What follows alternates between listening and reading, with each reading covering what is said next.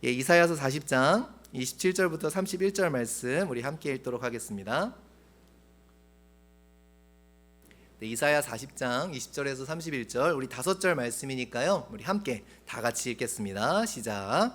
야곱아, 어찌하여 내가 말하며 내가 이르기를 내 길은 여호와께 숨겨졌으며 내 송사는 내 하나님에게서 벗어난다 하느냐.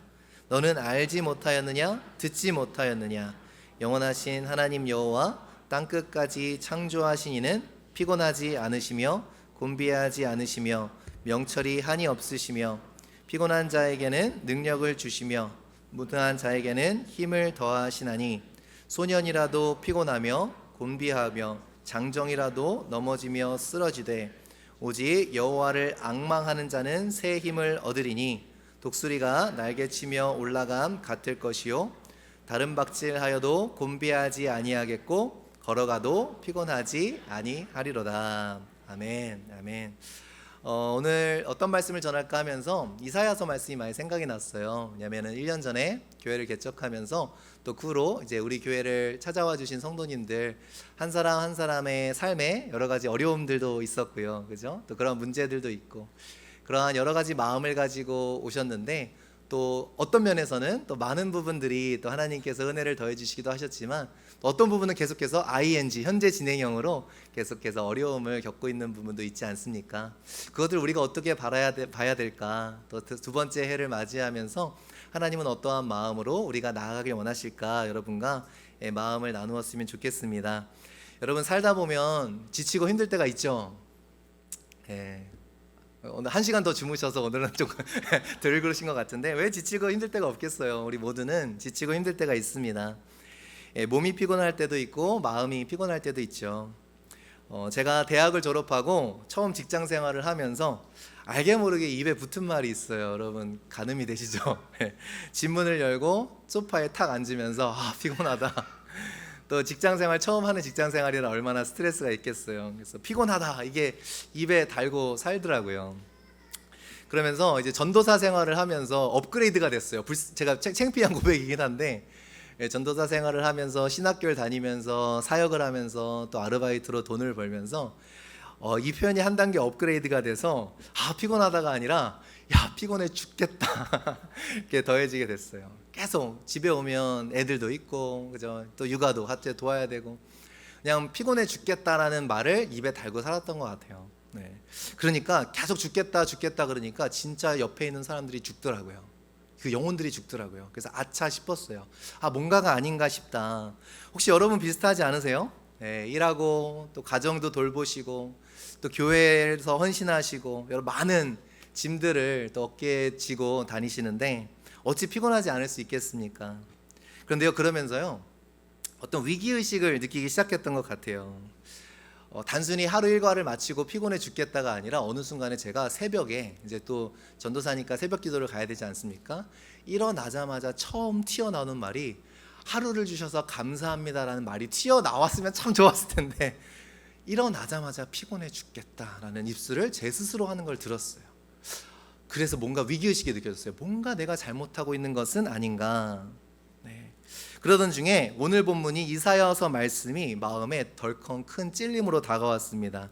31절 이렇게 이야기하죠. 오직 여호와를 앙망하는 자는 새 힘을 얻으리니 독수리가 날개치며 올라감 같을 것이요 다른 박질하여도 곤비하지 아니하겠고 걸어가도 피곤하지 아니하리로다. 이전까지는 그냥 은혜롭게 다가왔는데 이 구절이 갑자기 마음을 덜컹하게 하더라고요. 난 지금 너무 곤비한데, 난 지금 너무 피곤한데, 그렇다면 내가 하나님을 앙망하고 있지 않다는 얘기인가? 새 번역에 보시면 오직 주님을 소망으로 삼는 사람, 여호와를 앙망하는 것을 소망으로 삼는다라고 표현을 했어요. 마음에 많이 무겁게 다가오더라고요. 나는 하나님을 위해서 이 모든 것을 하고 있다고 하는데 내가 하나님을 소망하지 않고 있는 것은 아닌가? 하나님을 위해 사역도 한다고 하고 하나님을 위해 모든 것을 하고 있다고 그래서 내 그냥 모든 에너지를 다 쏟아내고 있는데 진액을 다 빼내고 있는데 정작 내 마음 가운데 하나님을 소망함이 없다. 그것이 너무나도 마음을 두렵게 했습니다. 그러면서 사도 바울의 모습이 떠올랐어요. 바울은 지치는 순간이 없었을까? 그냥 성경을 보니까 저는 바울의 막 그냥 뭐 허리춤도 못 가는 것 같아요. 발끝도 못 가는 것 같아요. 그래서 바울은 지칠 만하기도 할 텐데 왜 성경을 보면 바울이 지쳤다는 얘기가 없을까? 여러분, 그에게 참 많은 고난과 어려움이 있지 않았습니까? 근데 어떻게 바울은 그 모든 것을 다 이겨낼 수 있었을까 생각이 들었습니다. 처음에는 그냥 바울이 타고난 사람이려니, 그냥 우직한 사람이려니, 강인한 사람이려니 그렇게 생각을 했어요. 왜 우리 주변에도 그런 사람 있잖아요. 그냥 깡다구가 좋은 사람도 있잖아요. 그래서 바울은 그런 사람이라고 제 나름대로 결론을 내렸어요. 그래서 스스로도 너도 바울같이 강해야지, 이를 악물고 살아야지, 버텨내야지, 약해지면 안 돼, 스스로를 책찍질했던 그러한 기억이 있습니다. 그런데 고린도 후서를 보면서 그게 아니었구나라는 걸 깨닫게 되었어요. 우리 고린도 후서 1장 3절 4절에서 우리 바울이 하는 말을 한번 들어보겠습니다. 같이 읽겠습니다. 시작. 찬송하리로다 그는 위로의 하나님이시며 우리의 모든 환난 중에서 우리를 위로하사 우리로 하여금 하나님께 받는 위로로서 모든 환난 중에 있는 자들을 능히 위로하게 하시는 이시로다. 여러분, 바울이 계속해서 강조하는 바가 있죠. 모든 환난, 모든 위로. 그러니까 모든 환난 가운데서 모든 위로를 주시는 하나님을 경험했기 때문에 계속 갈 수 있었던 거구나. 다양한 고난이 찾아올 때마다 바울은 고난만 경험한 것이 아니요 그것을 뛰어넘는 하나님의 위로를 경험했기에 한 걸음 한 걸음 계속해서 나아갈 수 있었다라는 것이죠. 네. 단순히 몸이 지친 것이라면 쉼이 필요하겠죠. 잘 자고 잘 먹고 여행도 가고 잘 놀고 하면 됩니다. 그런데 만약에 마음이 지쳐 있을 때는 어떻게 해야 될까요? 바로 하나님의 위로가 필요하다는 것이죠. 근데 우리는 그런 것 같아요. 모든 환난 가운데서 그것으로 끝나버리니까, 그냥 버텨내는 것으로 끝나버리니까 우리는 어려움이 많이 있는 것이죠. 그러나 바울은 그 모든 환난 가운데 그걸 뛰어넘는 모든 위로를 경험했다라는 겁니다. 여러분, 이런 위로 원하시죠? 필요하시죠? 근데 어떻게, 이 하늘의 위로는 어떻게 내려올까요? 우리가 정말 필요한 하나님의 위로는 어떻게 우리가 누릴 수 있을까요? 바울은 어떻게 그 위로를 경험하고 누리면서 나갔을까요? 오늘 본문을 통해 다른 박질하여도 곤비치 않고 걸어가도 피곤치 아니한, 여러분 다 소망하지 않나요? 막 달려도 안 피곤하고 싶죠? 왜 이렇게 어두우세요? 한 시간 더 주무셨을 텐데 그냥 곤비치 않은 그런 우리가 될 수 있으면 좋지 않겠습니까? 그 위대한 하나님의 위로는 어떻게 임하는가 오늘 본문을 통해서 한번 나누었으면 좋겠습니다. 실은 너무나 당연한 이야기일 수 있겠는데요, 하나님의 위로는 어디서부터 시작될까요?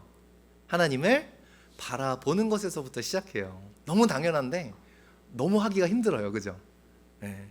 오늘 본문 바로 앞절인 26절에서 실은 이런 말씀을 하십니다. 하나님께서 하시는 말씀 40장 26절 같이 읽어보겠습니다. 시작.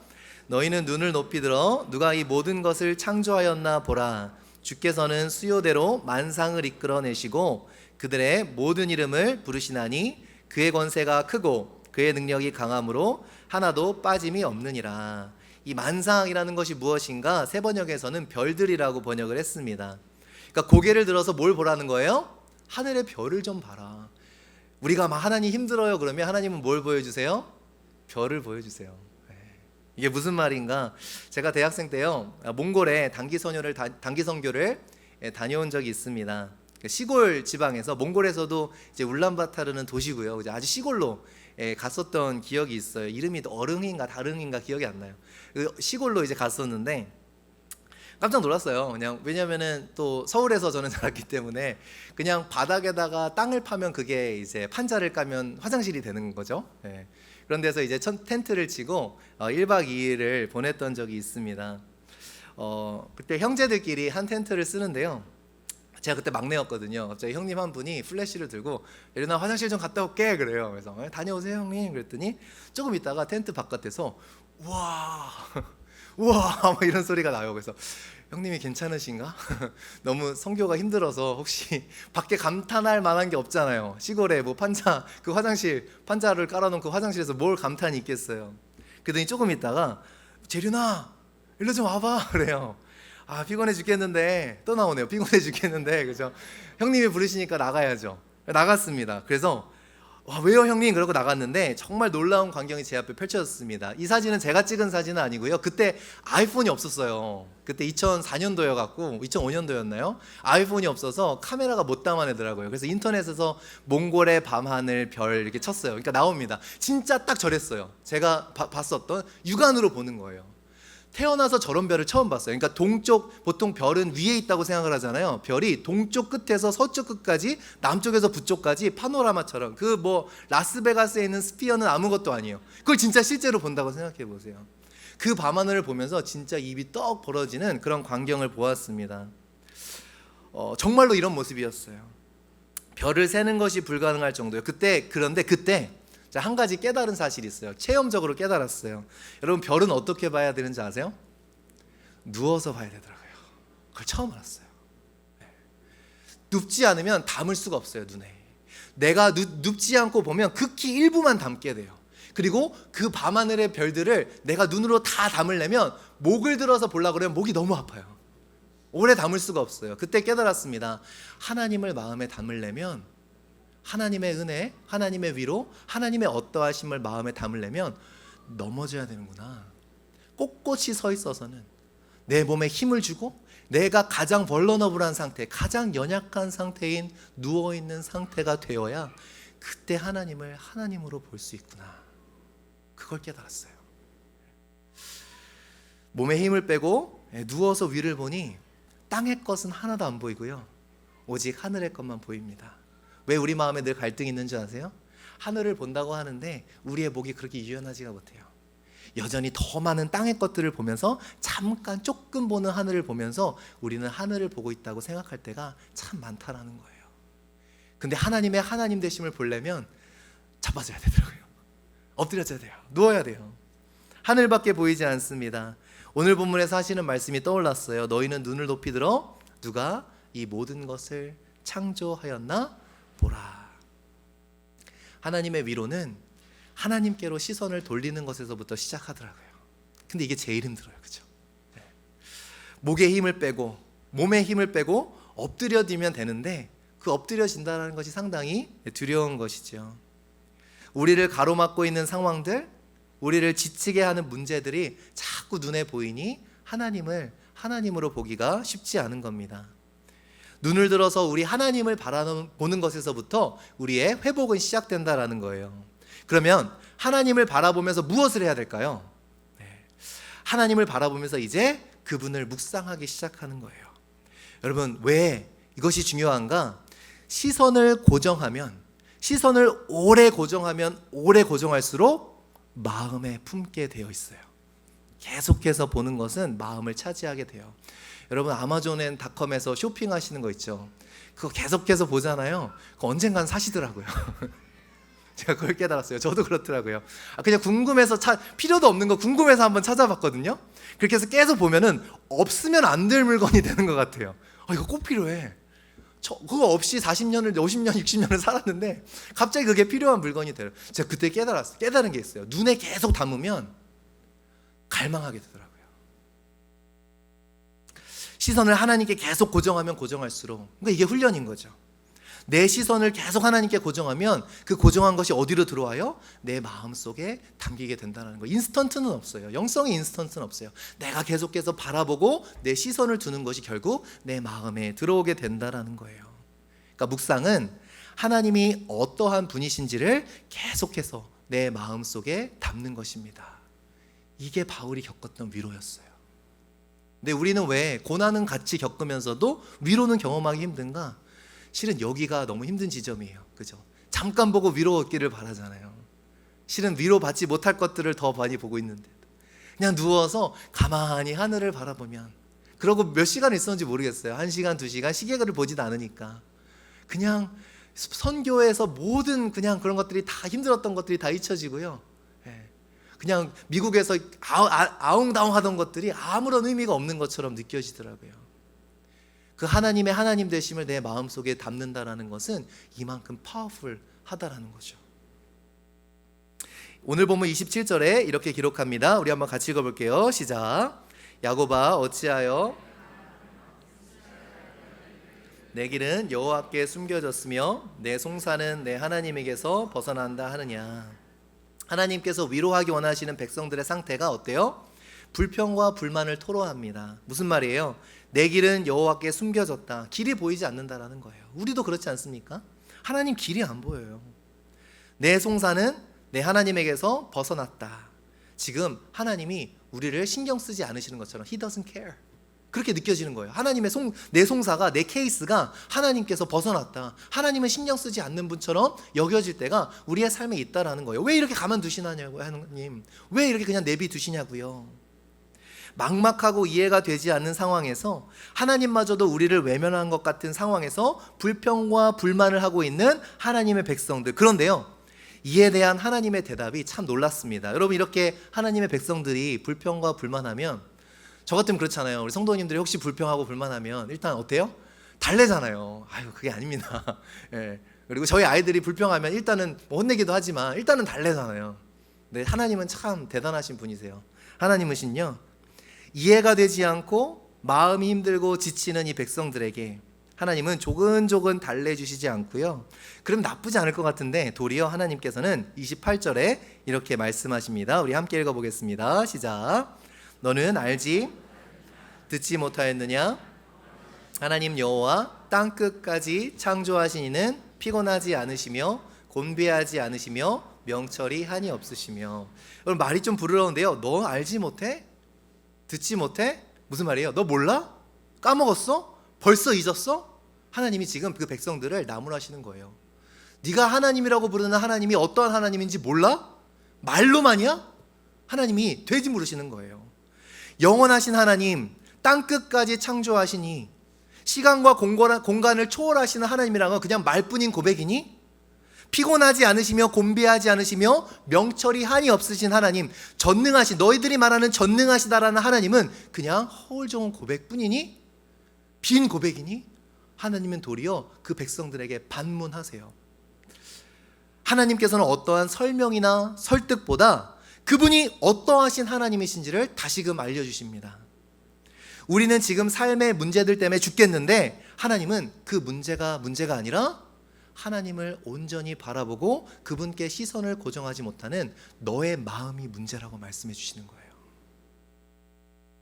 하나님이 보시기에 진짜 문제는 뭐예요? 지금 무슨 말씀을 하시는 거예요? 하나님을 의지함이 없는 그 인생의 뿌리 깊은 마음이 진짜 문제라는 거예요. 하나님을 위해 많은 것을 한다고 하지만, 섬긴다고 하지만, 하나님을 위해서 무엇인가 우리가 대단한 것을 한다고는 하지만 실제로 그 삶에서 하나님을 의지함이 없는, 하나님을 진정한 나의 삶에 하나님으로 여기는 삶이 아닌 그 마음들. 하나님께서는 질문하십니다. 알지 못해? 듣지 못했어? 너 정말 나 의지하고 있니? 너 나 진짜 믿고 있니? 상황을 묵상하다가 그분이 어떠한 하나님이신지를 홀라당 까먹어버려요.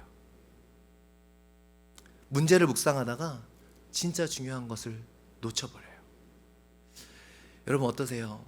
오늘 하나님을 의지하고 살아가고 계십니까? 하나님을 위해서 많은 거 하는 것도 중요하죠. 그런데 진짜 그분이 나의 도움이시라고 그분을 의지하면서 살아가고 계십니까? 오늘 본문 29절에 하나님께서 말씀해 주세요. 하나님은 어떤 분이십니까? 우리 29절 같이 읽어보겠습니다. 시작. 피곤한 자에게는 능력을 주시며 무능한 자에게는 힘을 더하시나니. 생각해보면 참 특이해요. 하나님은 능력을 주시고 힘을 더해 주신대요. 여러분 그 능력을 소망하지 않으세요? 그 힘을 소망하지 않으십니까? 그러면 어떠한 태도가 필요할까요? 여러분 참 특이한 점이 있는데요. 저는 실은 이 시간만 되면 이제 데일라이트 세이빙 타임이 시작되거나 끝나는 시간 되면 솔직히 두려워요. 무엇이 두렵나요? 여러분 1시간, 오늘 제가 더 목소리에 힘 있지 않나요? 1시간 더 자서 아주 마음 놓고 잤더니 오늘 좀 더 에너지가 있는 것 같죠. 근데 저는 이게 참, 여러분도 그런 것 같아요. 1시간 더 주무셔서 그런지, 아니면 뭐 로션을 바꾸셨나요? 더 이렇게 막 뽀송뽀송해 보이시고 더 밝아 보이세요. 근데 이게 뒤집어서 얘기하면 고작 해봐야 우리 인간이 잠 1시간 더 자서 좋아지는 유한한 인간이라는 거예요. 봄철에는 어때요? 1시간 덜 잤다고 여기 오면 꾸벅꾸벅 졸게 되고, 그죠? 1시간 덜 잤다고 통계를 보니까 그 데일라이트 세이빙 타임이 이제 1시간 덜 자는 날은 교통사고도 아침에 더 많이 난다 그래요. 그만큼 유한한 게 인간이에요. 1시간 더 잤다고 조금 괜찮아지고 1시간 덜 잤다고 이것만 깨달아도 하나님을 향한 태도가 달라질 텐데. 그죠? 저는 그래서 두려워요. 정말 1시간의 잠으로 밖에는 그죠? 정말 유한하구나. 이게 고작해야 우리 인간의 한계입니다. 여러분 오늘 매일 식사하시죠? 한 끼 하루 안 드시면 어떻게 돼요? 짜증이 나. 맞아요. 네. 한 끼 하루 굶었다고 연약하고 힘든 게 인간이에요. 그러한 인간이 하나님에 대해서 그렇죠? 고작 해봐야 하루인데 특이한 점은 이거죠. 왜 하나님은 오늘 본문에서처럼 주무시지도 곤비하지 않으신 분인데 그죠? 하나님은 주무시지도 않고 회전하는 그림자도 없으시고 그리고 뭐 식사를 하시지도 않는 분이신데 왜 우리는 꼭 잠을 자야 되고 꼭 밥을 먹어야 되는 사람으로 만드셨을까요? 안 그랬으면 우리가 더 많은 일들을 할 수 있을 텐데 그죠? 우리 어린이를 둔 부모님들은 제외하고요. 왜냐하면 애들이 자시기 때문에 우리가 자지 않고 먹지 않으면 더 많은 일을 할 수 있을 것 같은데 왜 하나님은 그분은 주무시지 아니하고 그분은 드시지 않으면서 우리는 그렇게 의존적인 존재로 만드셨을까요?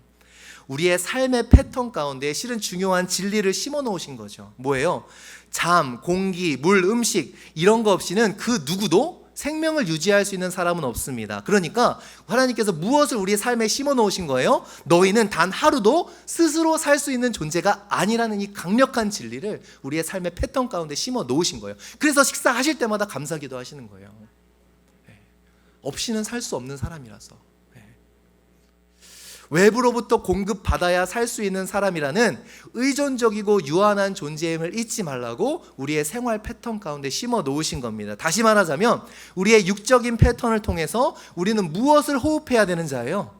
하나님의 은혜 없이는 살 수 없는 자라고. 우리에게 정말 필요한 거 공기와 어떤 음식과 잠을 통해서 그것들을 호흡하면서 우리가 진짜 마음에 두어야 되는 건 뭐예요? 하루하루 우리는 은혜를 호흡해야 되는 자임을 깨닫게 하시라고, 잊지 않게 하시라고 우리의 삶의 패턴을 주셨다라는 거예요. 여러분 왜 지칩니까? 왜 곤비해요? 너무나 간단해요. 육체가 지치면 곤비하죠. 쉬어야 됩니다. 그런데 지금 실은 하나님이 무슨 말씀을 하시는 걸까요? 우리의 마음이 곤비해지고 지치는 것들 뭐예요? 혹시 그 가운데는 하나님의 은혜를 들이마시는 그 삶의 패턴을 이미 놓쳐버린 건 아닐까요? 숨 쉬지 않고 뛰면 어떻게 안 피곤할 수가 있겠어요? 어떻게 숨이 안 헐떡거릴 수 있겠어요? 밥 먹지 않고 뛰면 어떻게 안 피곤할 수 있겠어요? 매일매일 하나님의 은혜를 들이마시는, 은혜를 호흡하는 것을 놓쳐버리니 어느새 우리 가운데는 피곤과 지침이 찾아오는 건 아닐까라는 생각을 하게 되는 것이죠.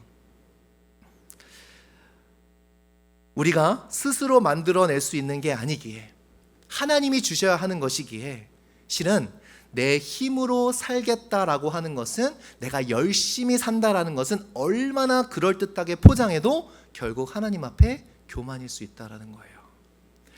그러므로 우리가 해야 되는 것은 무엇일까요? 제가 사역을 하고 또 제 삶을 돌아보고 사역을 하면서 깊이 깨달은 바가 있어요. 여전히 쉽진 않습니다. 근데 뭐냐면 우리가 왜 피곤하고 왜 지쳐요? 하나님께서 주시겠다고 약속한 것을 우리가 바라보고 받으려고 그러지 않고, 하나님이 이미 우리를 위해 준비하고 계신데 내 힘으로 어떻게든 이루어 보려고 노력하니 쓸데없는 일에, 우리가 스스로 보기엔 너무나 중요한 일인데, 그죠? 하나님이 보시기에 야, 내가 주려고 지금 준비한 거를 제가 지임으로 해보겠다고 저렇게 아등바등 일주일에 몇십 시간을 저기다 쏟고 있네? 이거를 제 삶에서도 너무 많이 경험하고, 아등바등 막 23시간, 20시간, 33시간 뭐 찾고 설치하고 했는데 어떤 사람이 툭 얘기해 준 거에 답이 있어요. 하나님은 이미 준비해 놓고 계신데, 돌아보면 내가 열심히라고 했던 것 타당한 이유가 있고 해야 된다는 생각도 있고 내가 이루겠다라고 어떤 의지가 있어서 하나님이 이미 준비해 놓으신 거, 그러니까 내 입장에서는 투자고 내 입장에서는 열심히 한 건데 하나님 입장에서는 뭐예요? 쓸데없는 일을 한 거예요. 그렇게 우리가 많은 시간과 노력을 허비하면서 피곤하고 지치지는 않습니까? 왜 지치고 왜 힘들까요? 정말 우리가 하는 노력이 다 하나님 보시기에 옳은 노력이라고 우리가 말할 수 있겠는가? 그러므로 우리가 해야 되는 것은 무엇이에요? 오늘 보면 31절 우리 한 번 더 같이 읽어보겠습니다. 시작.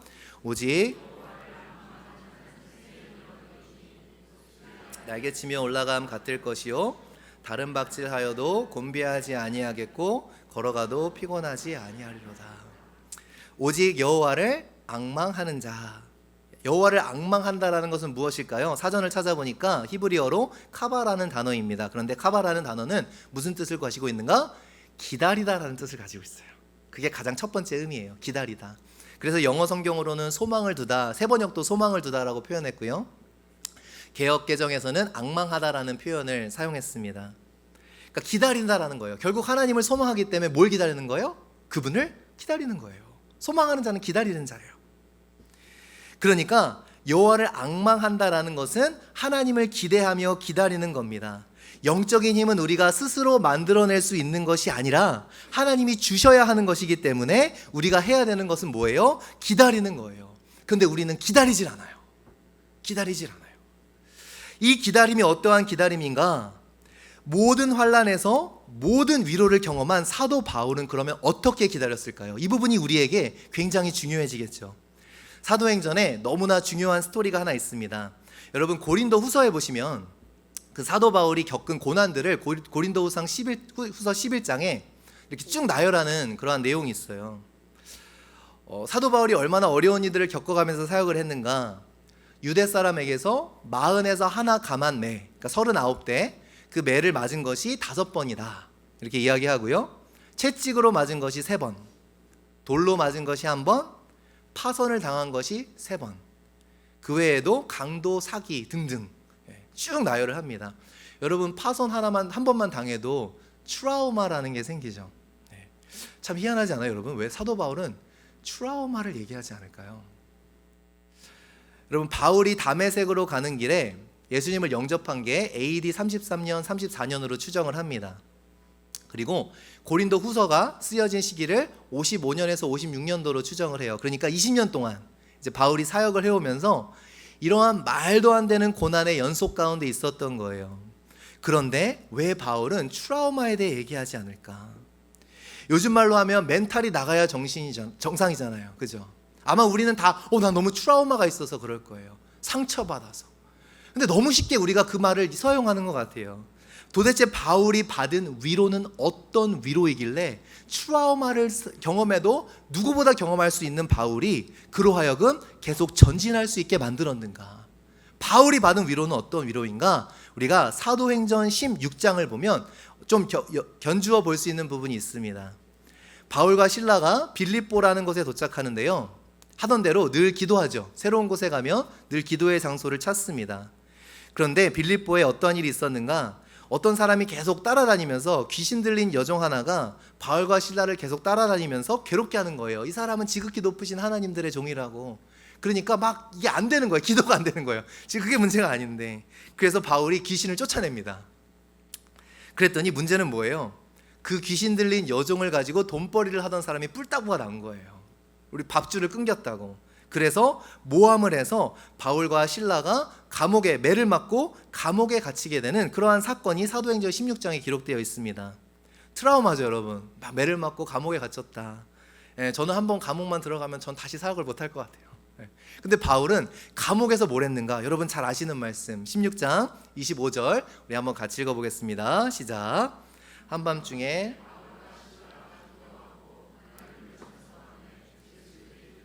여러분 잘 아시는 내용이죠? 심하게 매를 맞은 그날 밤 한밤중에 기도하고 찬송을 합니다. 근데 놀라운 것은 무엇인가? 사도행전 16장을 계속 읽어 내려가면 알 수 있는데요, 사도 바울에게는 비장의 무기가 있었어요. 뭐죠? 로마 시민권이 있었어요. 알고 맞은 거예요. 맞을 수밖에 없으니까 맞은 게 아니라 나 로마 시민인데 왜 때리시오? 하면은 다 지금 모면이 될 수 있는 상황인데 그걸 알면서도 로마 시민권을 쓰지 않는 거예요.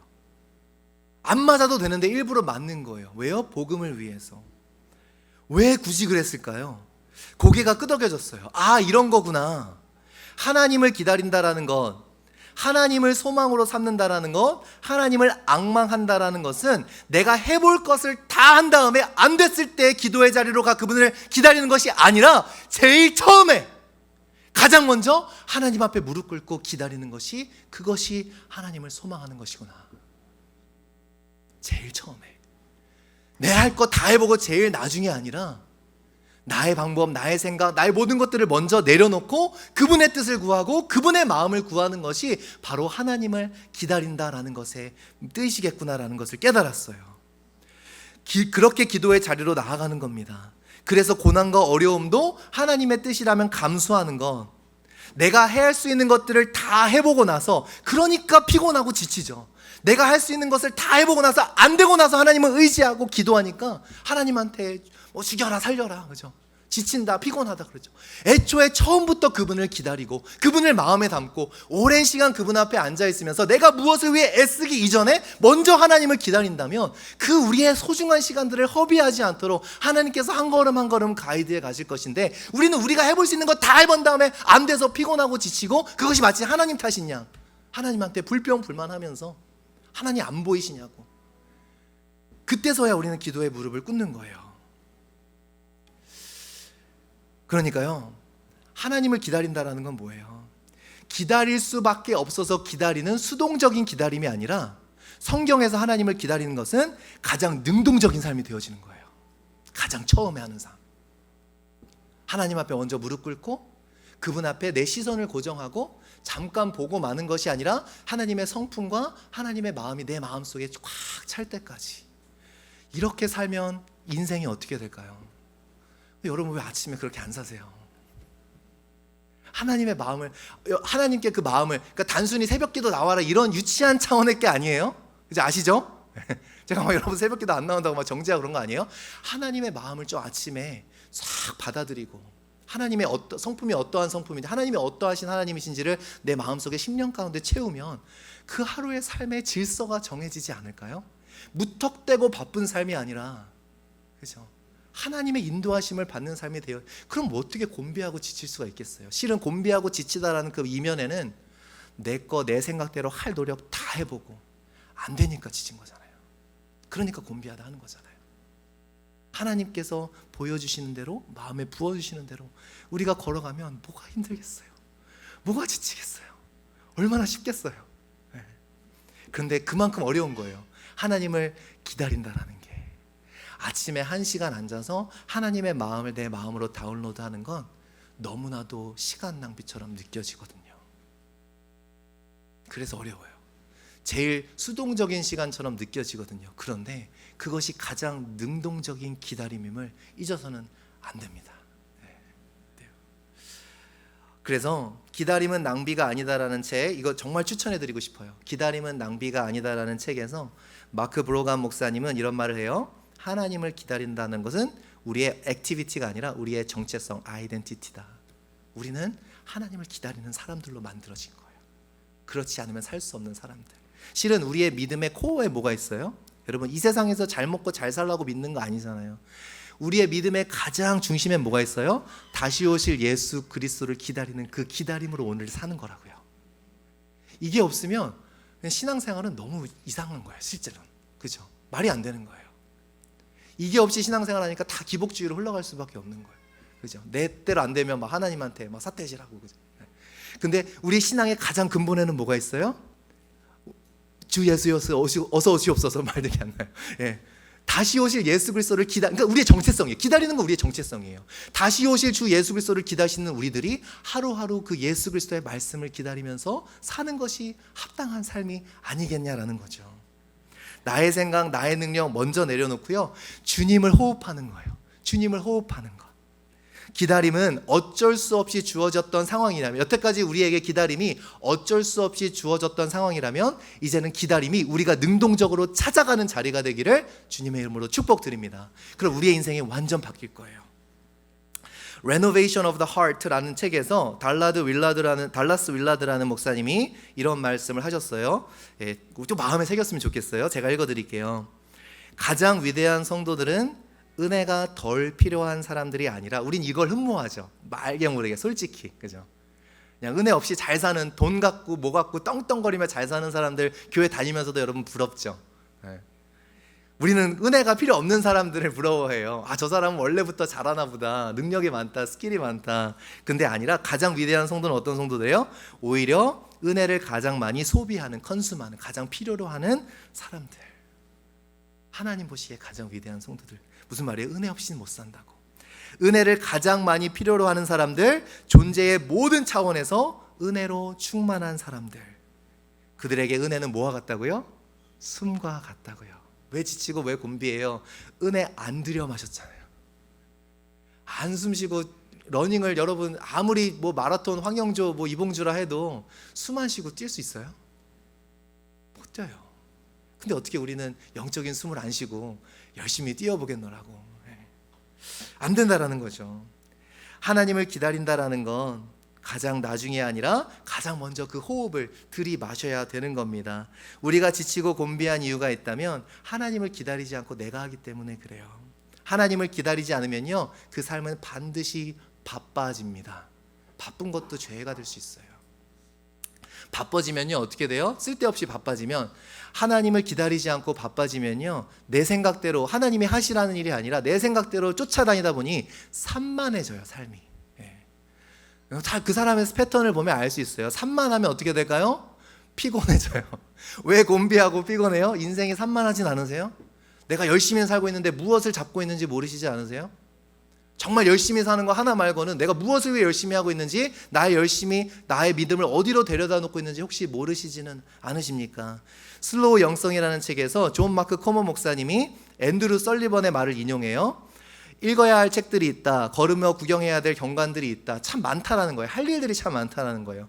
어울려야 될 친구들도 있고 열심히 살아야 될 삶이 있어요. 다 좋은 건데, 나쁜 건 아닌데, 그런데 이것을 무엇이라고 앤드루 설리번은 이야기하는가? 산만이라고 이야기를 해요. 다 잡으려니까.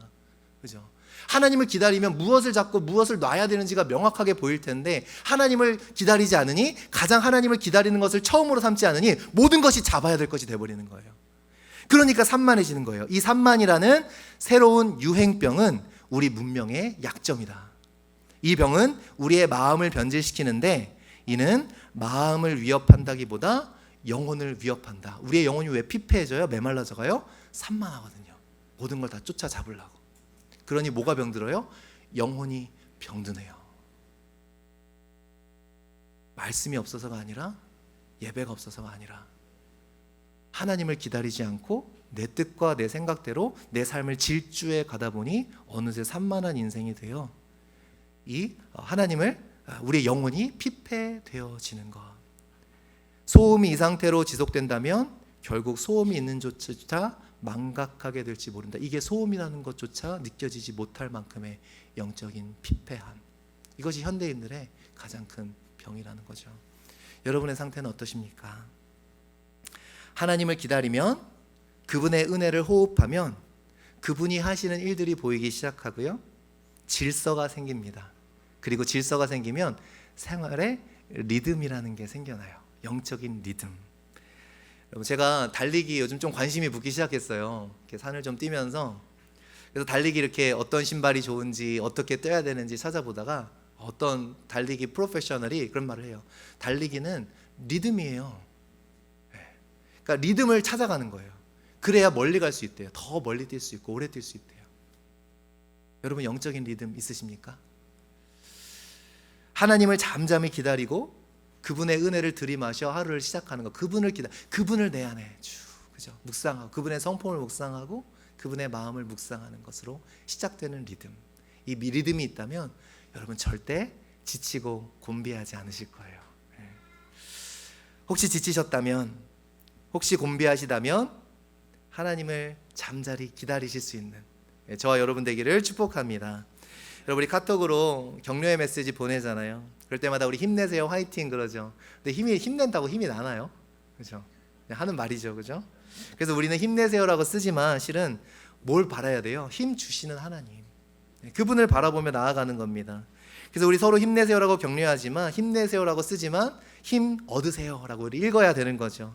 그 모든 중심에는 힘 주시는 하나님이 계심을 바라보았으면 좋겠습니다.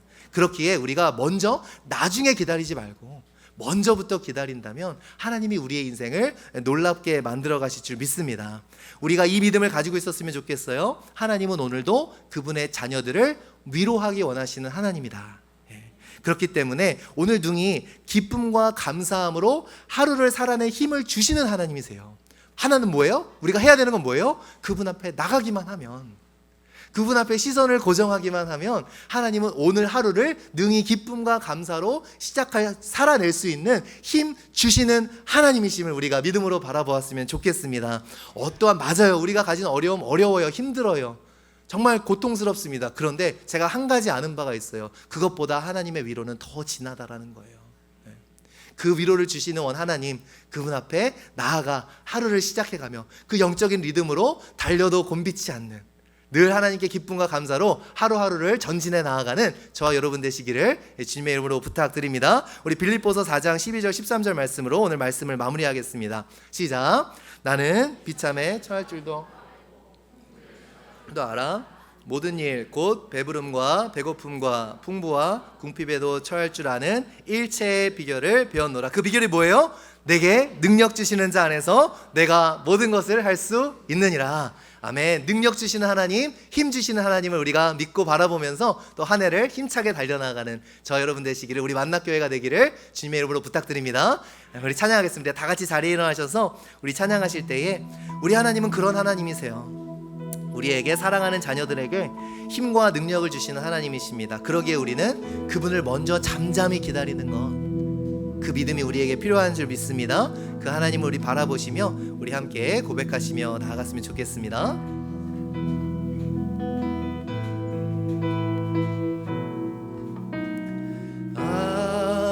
아버지,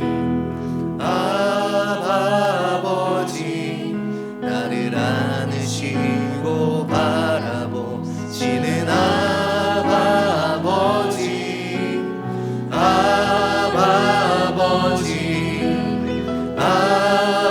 아버지, 나를 도우시고 힘주시는 아버지, 아버지,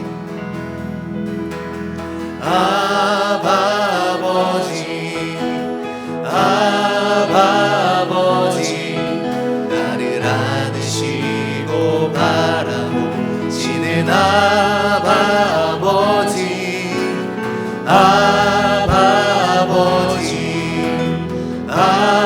아버지, 나를 도우시고 힘주시는 아버지,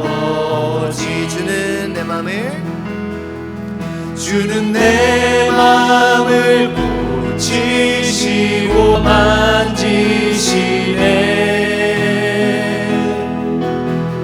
나를 아시고 나를 이해하시네. 내 영혼 새롭게 세우시네. 우리 한 번 더 고백합니다. 아버지, 아버지, 나를 안으시고 바라보시는 아버지,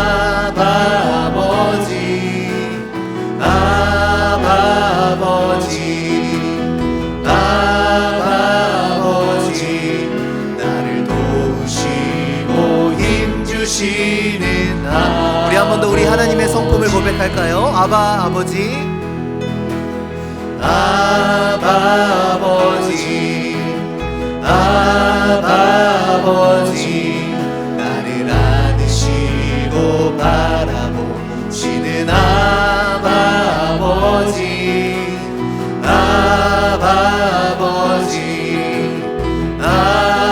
아버지, 나를 도우시고 힘주시는 아버지, 주는 내 맘을 붙이시고 볼 수 없는 상처 만지시네.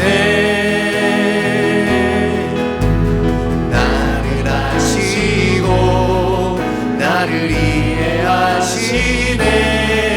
내 영혼 새롭게 세우시는 맘을 고치시고 볼 수 없는 상처 만지시네. 나를 아시고 나를 이해하시네. 내 영혼 새롭게 우리에게 힘주시는 하나님을 다시 한번 의지하며 주는 내 맘을 고치시고 우리를 세우시고 치유하십니다. 볼 수 없는 상처 만지시네. 나를 아시고 나를 이해하시네. 내 영혼 새롭게 눈을 들어 산을 보아라. 눈을 들어 산을 보아라. 너의 도움 어디서 오나. 천지 지으신 너를 만드신 여호와께로다. 여호와께 눈을 들어 산을 보아라. 눈을 들어 산을 보아라. 너의 도움 어디서 오나. 천지 지으신 너를 만드신 여호와께. 이제 우리 함께 통성으로 기도할 때에 하나님, 우리가 여호와를 앙망하는 자가 되기를 소원합니다. 우리의 힘과 우리의 능력이 다 쇠할 때가 아니라, 제일 마지막에 하는 옵션이 아니라, 우리가 처음부터 오직 여호와를 기다리고 앙모함으로 하나님께서 주시는 힘과 능력과 지혜로 살아가는 그런 인생이 되게 하여 주시옵소서. 그래서 끊임없이 지치고 곤비한 인생이 아니라 날마다 주님께서 주시는 힘과 능력으로 힘차게 살아 나아가는 생명력 있는 삶이 될 수 있도록 함께하여 주시옵소서. 허공을 치듯 헛된 것들을 쫓는 것이 아니라, 이리저리 산만하게 사는 것이 아니라, 하나님을 기다리고 앙망할 때에 주님께서 보여주시는 대로 주님께서 주시는 힘으로 그렇게 하루하루를 의미 있고 목적 있게 살아가는 우리 인생들이 되게 하여 주시옵소서. 그리하여 우리에게 힘 주시는 하나님, 우리에게 능력 주시는 자 안에서 우리가 모든 것을 할 수 있음을 고백하며, 오늘도 우리는 연약하지만 우리는 하나님의 은혜가 충만하여 그렇게 하루하루를 주님의 은혜로 호흡하고 주님의 은혜로 살아가는 우리 모두가 될 수 있게 해달라고, 우리 주님 앞에 우리에게 힘 주시는 주님을 의지하며 우리 함께 기도하며 나가시겠습니다. 함께 기도하시겠습니다. 주여, 하나님, 이 시간 기도합니다. 하나님, 우리가 아버지 하나님, 우리의 연약함들을 고백하고 하나님을 온전히 바라보고 온전히 앙망하고 아버지 하나님 주님만을 기대하며 기다리는 우리가 될 수 있도록 주님 함께하여 주시옵소서. 우리의 모든 것들을 다 노력하고 아버지 하나님 막연자실한 마음으로 주님 앞에 엎드려지는 것이 아니라, 매일매일의 삶에 있어서 하나님께 가장 먼저 엎드려 하나님의 성품과 하나님의 어떠한 분이시고 하나님의 뜻과 하나님의 마음으로 우리의 삶을 채워 하루하루 하나님 우리의 삶이 허공을 치는 삶이 되지 아니하게 도와주시고, 하나님 주님께서 보여주시는 그 뜻과 그 계획을 쫓아 하루하루 힘차게 기쁨으로 달려가는 우리의 삶이 될 수 있도록 인도하여 주시옵소서. 하나님은 모든 환난 가운데서 모든 위로를 주시는 하나님이시기에, 오늘도 우리가 잠잠히 하나님을 기다리며 하나님을 바라보며 그렇게 하나님께서 주시는 위로로 하루하루를 살아가는 인생들이 되게 하여 주시옵소서. 하나님께서는 우리를 위로하시는 하나님 우리에게 힘을 주시는 하나님은 우리에게 능력을 주시는 하나님이신 줄 믿음으로 바라보며 우리의 능력과 우리의 힘으로 해보려는 것을 먼저 내려놓고, 하나님께서 주시는 힘과 능력으로 우리의 삶을 살아나가는 정말 그러한 영적인 믿음 있는 자들로 살아갈 수 있도록 주님 함께하여 주시옵소서. 그리하여 하루하루 피곤해 죽겠다라는 말로 우리의 삶을 마감하는 것이 아니요, 오늘 하루도 참 감사하노라고, 오늘 하루도 참 하나님께 아버지 하나님 감사하노라고, 그렇게 우리 한 사람 한 사람의 그러한 생명의 고백만이 우리 하루하루에 멈춰날 수 있도록 인도하여 주시옵소서. 하나님, 종일 달려도 피곤하지 않게 소원합니다. 내가 사모하고 내가 사랑하고 나를 사랑하시는 하나님이 계시기에 주님 손을 잡고 동행하며 내가 힘들고 지칠 때는 나에게 힘을 주시는 하나님이시오니, 하나님 아버지 하나님 더 이상 아버지 하나님 지치고 낭망에 빠지고 아버지 하나님 피곤하고 지쳐있는 자가 되지 아니하게 도와주시고, 하나님께서 주시는 힘과 능력으로 하루하루를 담대히 걸어나가며 살아나가는 우리가 될 수 있도록 역사하여 주시옵소서. 하나님, 우리의 도움은 반드시 옴을 믿습니다. 하나님께로부터 우리의 도움이 옴을 믿습니다. 하나님, 우리가 낭만과 절망에 빠지지 않게 도와주시고 하나님을 잠잠히 기다리며 주님의 성품을 마음속에 품어 하나님 그렇게 하루하루를 주님께서 주시는 힘으로 살아나가는 우리 모든 사랑하는 교우들이 다 되어질 수 있도록 인도하여 주시옵소서. 하나님 그렇게 우리의 삶이 주님 손에 속해 있음을 기억하며 오늘도 우리가 능동적인 기다림의 자리로 나아가 하나님을 마음에 담고 하나님을 더욱더 묵상하고 하나님 안에 뿌리를 내려 살아가는 인생들이 되어질 수 있도록 주님 역사해 주시고 붙잡아 주시옵소서. 그렇게 하시 하나님께 모든 영광을 올려드립니다. 주님 홀로 영광받아 주시옵소서. 눈을 들어 산을 보아라. 눈을 들어 산을 보아라. 너의 도움 어디서 천지 지으신 너를 만드신 여호와께 눈을 들어 산을 보아라. 눈을 들어 산을 보아라. 너의 도움 어디서 오나. 천지 지으신 너를 만드신 여호와께 오다. 하나님 감사합니다. 오늘도 하나님은 선한 우리의 목자가 되시사 주님께로부터 오는 힘과 능력을 간구하며 기다리는 자에게 아낌없이 부어주시는 그러한 우리의 선한 아버지가 되심 우리가 다시금 고백하게 해주시니 감사합니다.